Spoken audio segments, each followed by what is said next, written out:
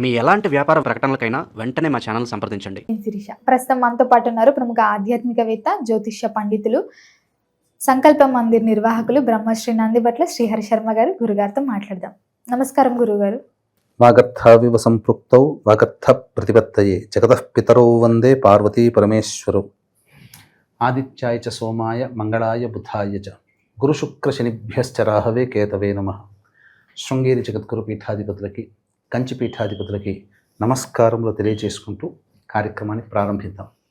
గురుగారు, ఇది వరకు మీరు చెప్పిన వీడియోలలో శివరాత్రి రోజు పూజా విధానం తెలియజేశారు, అలాగే అభిషేకం. ఇప్పుడు ముఖ్యంగా చూసుకుంటే మరి ఈ వీడియోలో చాలా మంది తెలిసి తెలియక తప్పులు చేస్తూ ఉంటారు. ఒక కర్మను అనేది మూట కట్టుకుంటూ ఉంటారు ప్రతిదీ.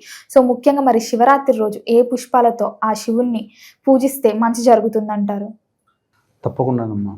ఇంతకుముందు వీడియోల్లో శివరాత్రి పూజా విధానము, శనివారం నుంచి ఏ విధంగా ప్రారంభించాలి, శివరాత్రి రోజున ఇంట్లో శివలింగం ఏర్పాటు చేసుకునేటట్టయితే ఏ విధమైనటువంటి ద్రవ్యాలతో అభిషేకం చేసుకోవాలి, అసలు ఆ ద్రవ్యాలకి పవిత్రత రావాలంటే ఏ నియమాలు పాటించాలి, అలాగే ఏ ఏ ద్రవ్యాలతో అభిషేకం చేస్తే ఎటువంటి ఫలితాలు ఉంటాయో 2 వీడియోల ద్వారా మనం తెలియజేశాం.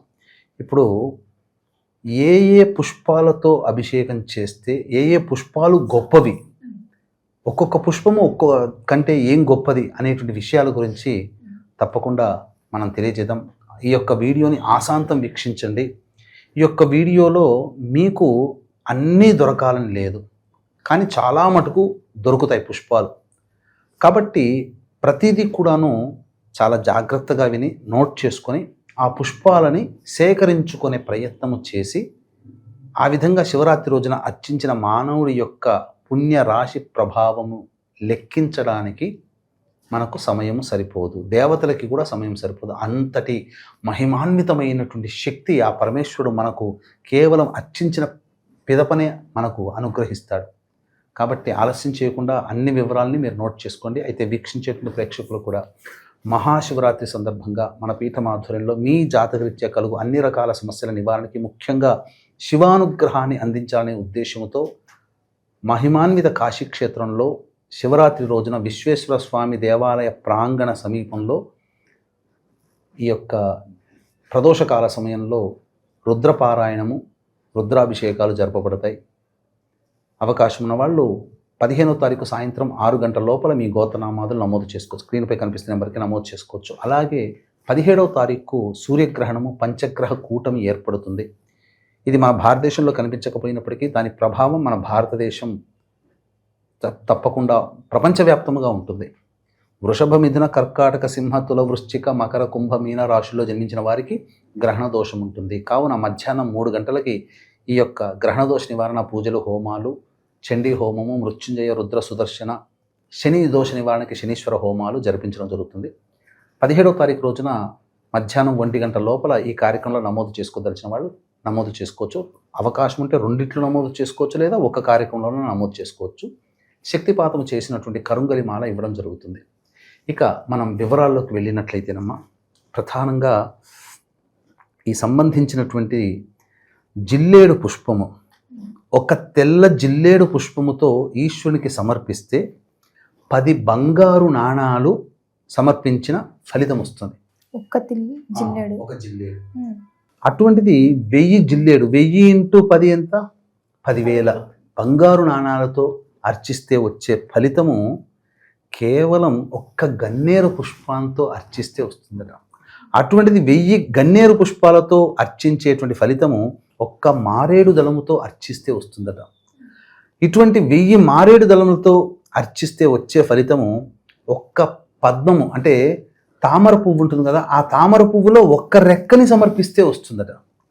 అటువంటి 1000 తామర పువ్వు రెక్కలని సమర్పిస్తే వచ్చే ఫలితము ఒక్క నాగమల్లి పుష్పముని ఇవ్వడం ద్వారా వస్తుందట, అంటే అర్చించడం ద్వారా వస్తుందట. అటువంటిది 1000 నాగమల్లి పుష్పాలతో అర్చిస్తే వచ్చే పుణ్యఫలము ఒక్క ఉమ్మెత్త పువ్వుతో అర్చిస్తే వస్తుందట. అయితే ఉమ్మెత్త పువ్వుల విశేషము నల్ల ఉమ్మెత్త, పసుపు ఉమ్మెత్త చాలా విశేషం. తెల్ల ఉమ్మెత్త అంతా బయట దొరుకుతుంది. ఇలా ఇక 1000 ఉమ్మెత్త పుష్పములతో పూజిస్తే వచ్చే ఫలితము ఒక్క వాకుడు పువ్వుతో అర్చిస్తే వస్తుందట. అటువంటి 1000 వాకుడు పువ్వులతో అర్చిస్తే వచ్చే పుణ్య ఫలితం ఒక్క తుమ్మి పుష్పముతో అర్చిస్తే వస్తుందట. అటువంటి తుమ్మి పుష్పం 1000 తుమ్మి పుష్పాలతో అర్చిస్తే వచ్చే ఫలితము ఒక్క రెల్లు పువ్వుతో, అంటే దర్భగడ్డి దొరుకుతుంది బయట, ఆ దర్భగడ్డికి పూలు ఉంటాయి, ఆ దర్భగడ్డి పూలని సమర్పిస్తే వస్తుందట. అటువంటి 1000 దర్భగడ్డి పూలని అర్చిస్తే వచ్చే ఫలితం ఒక్క నల్ల కలువ పువ్వుతో స్వామికి సమర్పిస్తే వస్తుందట.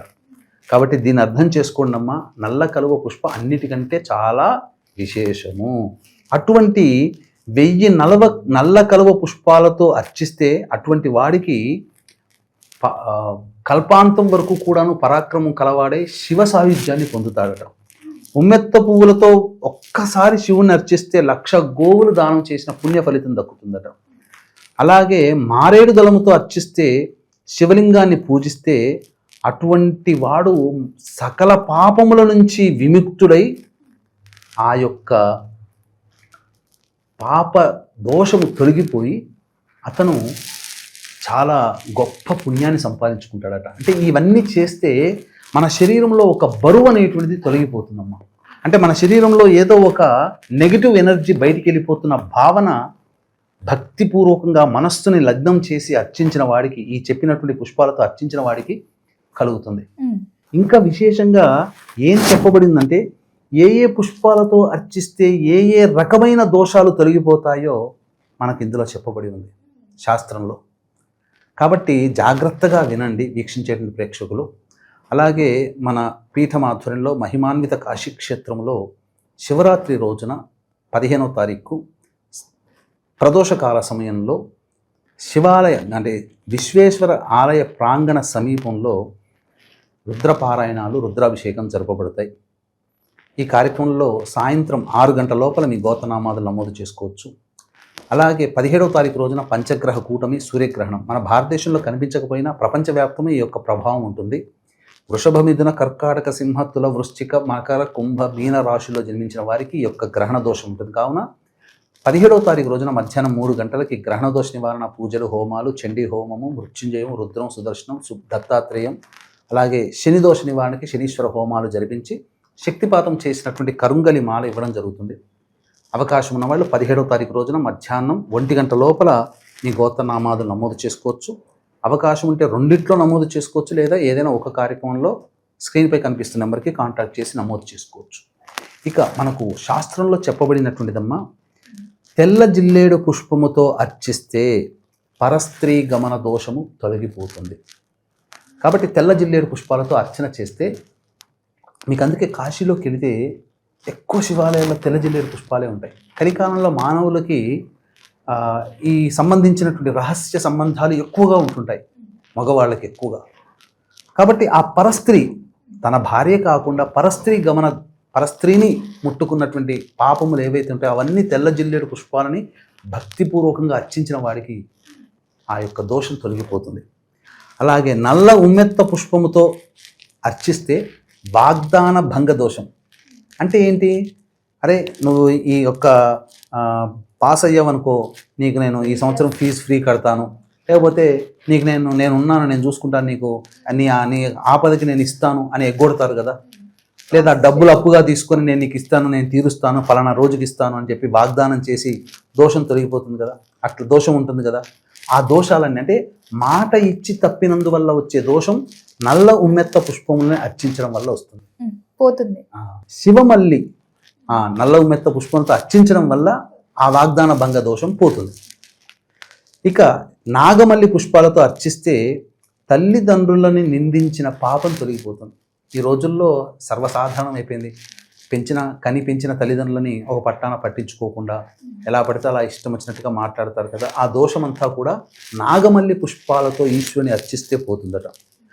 ఒక్క బంగారు మారేడు దళముతో అర్చిస్తే అపాత్ర దానం చేసిన పాపం పోతుంది. అపాత్ర దానం అంటే ఇప్పుడు ఒక వ్యక్తి చిన్నప్పుడు బాగా చదువుకుంటున్నాడని చెప్పి ఆ వ్యక్తికి ఒక మహానుభావుడు చక్కగా చదివిచ్చాడు అనుకో, మంచి ఉన్నతమైన స్థానంలోకి వెళ్తే అతను సపోజ్ ఆ చదువు వల్ల ఏదైనా ఒక మంచి డిపార్ట్మెంట్లో చేరాడు, లంచాలకి మరిగి అవన్నీ చేసాడు. ఇతను చదివించడం వల్లనే కదా ఆ ఉద్యోగం వచ్చింది. లేదా తీవ్రవాద కార్యకలాపాల్లో ఉన్నాడు అనుకో, ఇతను చదివించడం వల్లనే ఆ తెలివితేటలు పెరిగి అటు ప్రపంచానికి, లోకానికి, దేశానికి కంటకుడిగా తయారయ్యేది. ఇలా అపాత్ర దానం అంటారు. అంటే ఇప్పుడు దయతలిచి దారిలో ఎవరైనా భిక్షగాళ్ళు కనబడ్డా, లేకపోతే ఇంకెవరైనా సహాయం కోసం వచ్చినప్పుడు ఆ సహాయం కోసం ఇంత డబ్బులు ఇస్తే వాడు ఆ సహాయాన్ని తీర్చుకోకుండా మందు దుకాణంకి వెళ్ళి మందు తాగడము, లేకపోతే బీడీ సిగరెట్లు తాగడము చేస్తే ఇది అపాత్ర దానమే కదా. ఈ మనకు తెలిసి తెలియక ఎన్నో అపాత్ర దానాలు చేసి ఉంటాం. ఒక్క మారేడు దళముతో, బంగారు మారేడు దళముతో అర్చన చేస్తే ఆ అపాత్ర దానం చేసిన దోషం తొలగిపోతుంది. ఇక గన్నేరు పుష్పంతో అర్చన చేస్తే అన్యాయార్జిత ద్రవ్య భక్షణం వల్ల లభించిన మహాపాపం పోతుంది. అంటే ఈ రోజుల్లో అనేక ఆఫీసుల్లో ఒక పని కావాలంటే లంచాలు అడుగుతుంటారు. ఇది అన్యాయార్జితమే.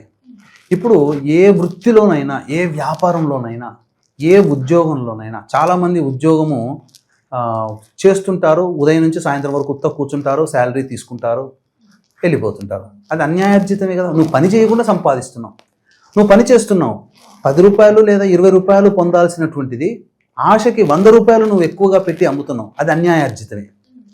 ఇటువంటి అన్యాయార్జితం అనేటువంటిది గన్నేరు పుష్పాలతో అర్చిస్తే పోతుందట. ఇక పద్మములు అంటే తామర పుష్పాలతో అర్చిస్తే ఇతరులని నిందించినటువంటి ఫలితం పోతుంది, దోషం పోతుంది. అంటే ఊరికి అనవసరంగా ఎదుటి వాళ్ళ మీద పడి వీడు అట్లాంటాడు, వీడు ఇట్లాంటాడు. ఈ మధ్య మనం చూస్తున్నాం అనేక ప్రసార మాధ్యమాల్లో, ఇప్పుడు బతుకు జట్కా బండి లాంటివి అనేక సీరియల్స్ వస్తున్నాయి, టీవీలో వస్తున్నాయి, సోషల్ మీడియాలో వస్తున్నాయి. అవన్నీ ఆసక్తిగా వింటూ ఉంటుంటాం. అవన్నీ పాపాలవి. ఆ పాపాలన్నీ విన్నందువల్ల వచ్చే దోషం పోతుంది. తిడుతుంటుంటాం, మనమే తిడుతుంటుంటాం. ఇప్పుడు ఈ మధ్య చూసాం కదా, ఒక అబ్బాయి ఏదో స్టేజ్ మీద ఒక బూతు పాట పాడాడు. అందువల్ల మనకు అవసరం లేకపోయినా, మనకు సంబంధం లేదు ఆ అబ్బాయి, కానీ మనం కూడా ఒక రాయి వేసేస్తున్నాం. ఒక మాట అనేస్తాం, వీడి చెత్త, వీడి ఇట్లాంటి తండ్రి పెంపకం సరిగ్గా లేదని ఏదో మాట అంటాం. అది కూడా పాపమే, ఎందుకంటే మనకు సంబంధం లేదు ఆ వ్యక్తి. అట్లాంటి చేయడం వల్ల వచ్చే దోషాలని ఒక్క తామర పుష్పం పెట్టడం వల్ల పోతుంది. అలాగే వేదములని, వేద పండితుల్ని, బ్రాహ్మణుల్ని, పురోహితుల్ని, వేద శాస్త్రాలని, పురాణాలని అపహాస్యం చేసినటువంటి వల్ల వచ్చే పాపము జమ్మి ఆకులతో అర్చించడం వల్ల పోతుంది. అంటే జమ్మి ఆకు అంటే ఒక్కొక్క ఆకు కదమ్మా, మొత్తం ఇలా కలిపిందంతా జమ్మి ఆకు. ఒక కొమ్మ కాదు, ఒక ఆకు. అంటే ఒక ఆకు అంటే ఒక పత్రం కాదు, ఇలా ఆకుకి 20-30 దాకా ఉంటాయి పత్రాలు. ఆ 20-30 కలిపింది ఒక్కటే, అది ఒక ఆకు. అది వాటితో అర్చిస్తే దైవ దూషణ అనేటువంటిది తొలగిపోతుంది. ఇక మిత్రద్రోహము అంటే మనతో పాటు చిన్నప్పటి నుంచి కలిసి పెరిగినటువంటి మిత్రులు, ఆఫీసులో పనిచేసే మిత్రులు, మనం పరిచయమైన మిత్రులకి మనం మోసం చేస్తాం కదా, ఆ దోషము తుమ్మి పుష్పాలతో అర్చించడం వల్ల పోతుందట. అలాగే రెల్లు పువ్వు అంటే దర్భ పువ్వు, ఆ దర్భ పూలతో అర్చిస్తే అబద్ధమాడడం వల్ల వచ్చే దోషం పోతుంది. అంటే దీని లెక్క ప్రకారం ప్రతిరోజు మనం అబద్ధం ఆడుతున్నట్టే లెక్క. ఎవరైనా అబద్ధం, మీరైనా నేనైనా సమయానుకూలంగా. కాబట్టి దర్భ పూలతో అర్చిస్తే ఆ దోషం పోతుందట. ఇక నల్ల కలువ పుష్పాలతో పూజిస్తే పంచమహాపాతకాలు తొలగిపోతాయట. పంచమహాపాతకాలు అంటే వ్యసనము, పరస్త్రీ గమనము, జూదము, తాగుడు, 5 రకాల దోషాలన్నీ తొలగిపోతాయి. స్త్రీ హత్య, గోహత్య, బ్రాహ్మణ హత్య, ఇవన్నీ కూడా పంచమహాపాతకాలు. ఇవన్నీ దోషం తొలగిపోతుంది. అలాగే ఇక్కడ మారేడు దళముతో అర్చన చేస్తే స్త్రీ, గో, శిశు హత్యలు అంటే ఏంటి? చాలామంది అబార్షన్స్ చేసుకుంటుంటారు, చిన్నతనంలోనే చంపేస్తుంటారు పిల్లల్ని, గోవుల్ని చంపుతుంటారు, స్త్రీలను చంపుతుంటారు. ఆ దోషము మారేడు దళాలతో అర్చించడం వల్ల తొలగిపోతుందట. అలాగే బుద్ధిపూర్వకంగా కావాలని తెలిసి ఒక మనిషిని హింసించడం. ఇప్పుడు అనేక సందర్భాల్లో కోడలు అత్తని, మామని కొడుతుంది, రాచి రంపాన పెడుతుంది. అనేక వీడియో కెమెరాల్లో చూసాం. తెలిసే కొడుతున్నారు వాళ్ళు. టీచర్లు కూడా పిల్లల్ని తెలిసే కొడుతున్నారు, చిన్న పిల్లల్ని, పసిపాపల్ని స్కూళ్ళల్లో. అటువంటి తెలిసి చేసిన పాపాలు అనేటువంటివి ఈ యొక్క సహస్ర కమలములతో అనగా 1000 పుష్పాలు, తామర పుష్పాలతో అర్చిస్తే ఆ దోషం పోతుందట. ఇలా సంబంధించి అనేక రకాలుగా చెప్పబడి ఉన్నాయమ్మా. అయితే వీక్షించేటువంటి భక్తి సమాచారం ఈ ప్రేక్షకులు కూడా గమనించాల్సింది ఏంటంటే ఇదేదో నా సొంత పైత్యం కాదు, సాక్షాత్తు ఆ కుమారస్వామి అగస్త్యుడికి చెప్పినటువంటి మాట, నా మాట కాదు. కాబట్టి అందరూ దీన్ని తెలుసుకొని ఆచరించండి, తరించండి, ఆ పరమేశ్వరుని యొక్క దివ్య అనుగ్రహాన్ని పొందండి. ప్రతి మనిషి, మీరు నాతో సహా అనేక పాపములు చేసి ఉంటారు. అవన్నీ తొలగించుకునే మార్గము ఈ పరమేశ్వరుని యొక్క ఆరాధనా పూర్వకం. అది మహాశివరాత్రి రోజున చేస్తే అద్భుతమని చెప్పడంలో ఏమాత్రం సందేహం లేదు అని చెప్పవచ్చు. గురుగారు, మొత్తం మీద మాకు తెలియని ఎన్నో మంచి విషయాలు తెలియజేసినందుకు ధన్యవాదాలండి. సర్వం శ్రీ ఉమామహేశ్వర పరబ్రహ్మార్పణమస్తు.